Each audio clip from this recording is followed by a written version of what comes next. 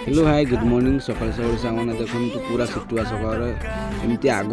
काल आग 10 वर्ष पूर्व देखो बेंगला बलद होता कि मेसीन होती माने जोड़ा मसकर जिनस गोटे दिन हो जाए